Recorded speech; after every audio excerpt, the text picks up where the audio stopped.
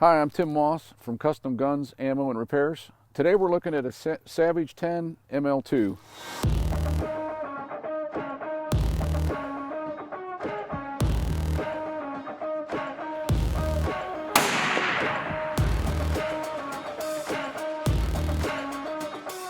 This gun came to me, the way that I got it was this fella told me that he couldn't find anybody to work on a Savage, and this is something that he wanted to upgrade with a nice heavy barrel. He wanted to be able to shoot hotter loads, and so anyhow, he saw the Paramount video and he figured I could do the Savage if I could do the Paramount, because he couldn't get anybody else to take it. So he was right. We do the Savages, and I wanted to show you guys this one.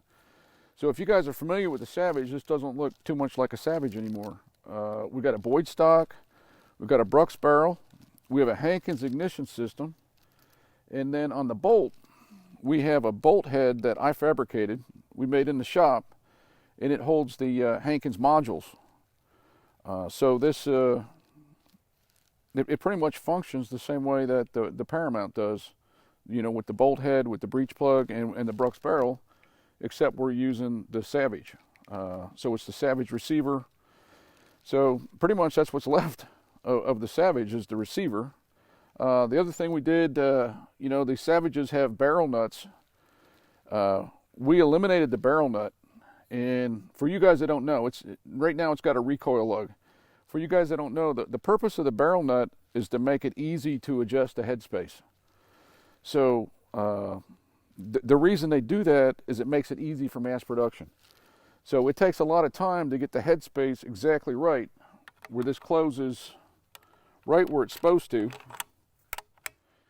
Where that locks up and doesn't let any gas release, or it's not too tight, it takes a lot of time as compared to just screwing in the barrel, letting that get tight, and then adjusting the nut.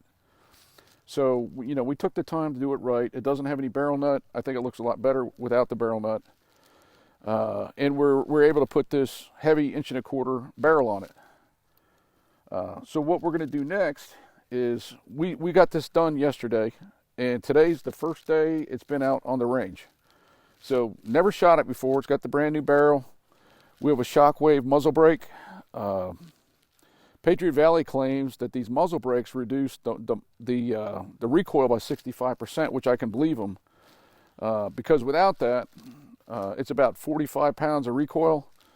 But you put that brake on, and it shoots. I mean, it shoots like a .458 Winchester Magnum without that brake, and then you put the brake on, and it's kind of like shooting a .308. It's not much recoil at all.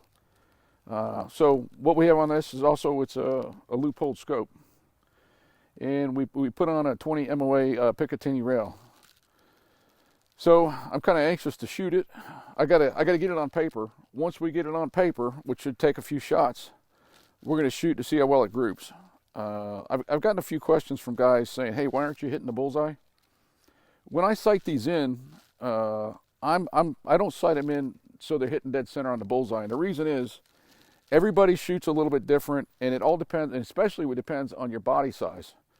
So I sighted one of these in for a guy that was 400 pounds, and where I was hitting the bullseye dead center, his was 6-inch low. And that's because the recoil, it's going to push me back further. I'm 200 pounds. He's 400 pounds. You know, so pretty much your body's a big sandbag.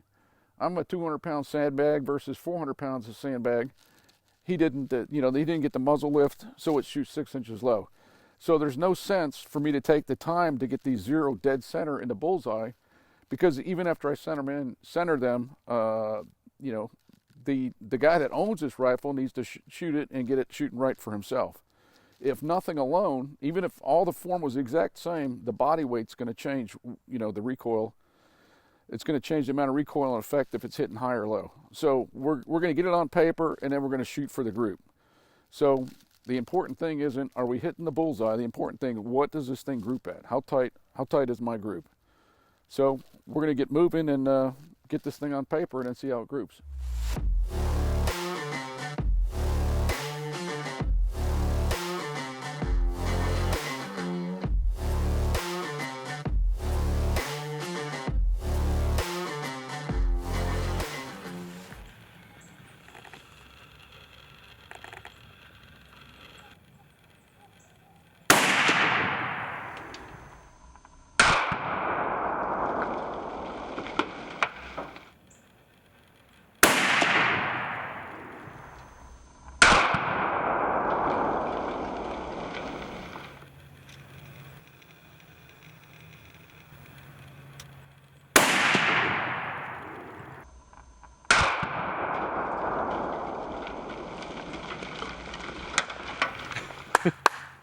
So we just tested out the Savage 10ML-II, grouped really nice.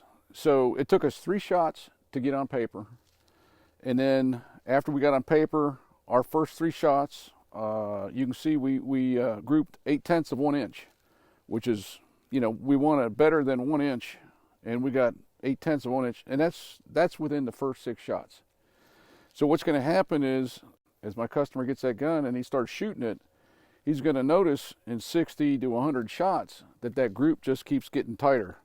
So by the time this is done, it's going to group a 1/2 inch. But I mean, this barrel's not broken in yet, and it's still grouping 8/10 of 1 inch.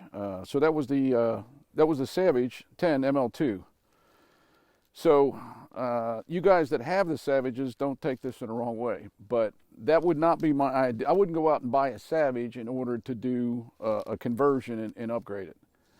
But if you already have a Savage, then that's a good option, because you already have the package, you already have it, and this particular customer, he's got great sentimental value in this gun. It belonged to a relative, and now he owns it.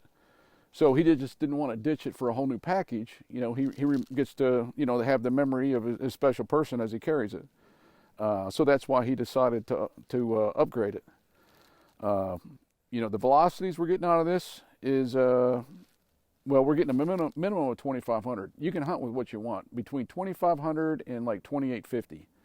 So what I like to do is, when I'm hunting, I'll use like 65 grains of H4198, and if I'm hunting to 300 yards, I'm getting 2,500 feet per second. And then with the Savage, if you want to up it to 72 grains, you can with this Brooks barrel, and you'll end up pushing that bullet around 2,850. So you're not going to shoot as fast as if you converted to Paramount, but it's only 150 feet per second slower.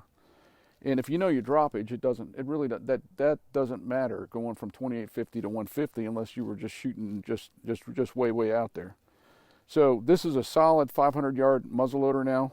In fact, it's a solid 800-yard muzzleloader as long as you do your part. So I mentioned before, this customer said that he couldn't find anyone that would work on his Savage. Well, we do. So if you want your Savage done, give us a call at 336-655-7631.